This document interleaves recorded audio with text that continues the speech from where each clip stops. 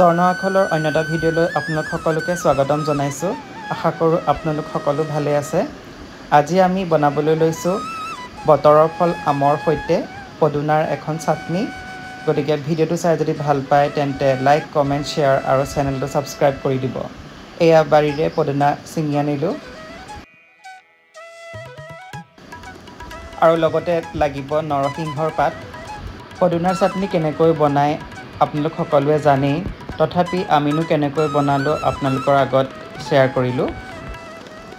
আমটো টেঙা হ'লে ভাল, তেতিয়া খাবলৈ ভাল হয়। লগতে জলকীয়া, ধনিয়া, মান ধনিয়া আৰু ৩-৪ ফুটা নহৰু, এইখিনি আমাক সামগ্ৰী লাগিব। এতিয়া এটা এটাকৈ সামগ্ৰী পটাত পিচি ল'ব। আপোনালোকে মিক্সিতো পিচিব পাৰে, কিন্তু পটাত পিচিলে খাবলৈ বেছি ভাল হয়।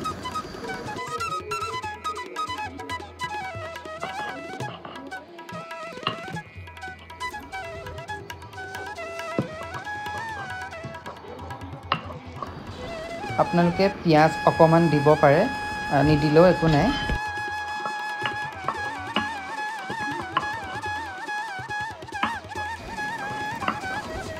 এনেকৈও অলপ অলপকৈ গোটেইখিনি পিচি ল'ব।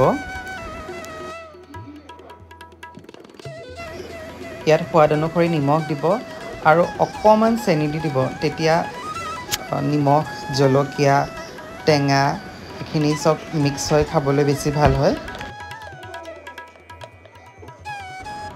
ভালদৰে মিহলাই দিব। এয়া আমাৰ পদুনা চাটনি ৰেডি হৈ গ'ল। আশা কৰোঁ ভিডিঅ'টো চাই ভাল পালে তেন্তে লাইক, কমেণ্ট, শ্বেয়াৰ আৰু আমাৰ চেনেলটো ছাবস্ক্ৰাইব কৰি দিব। আজিলৈ ইমানেই, ধন্যবাদ।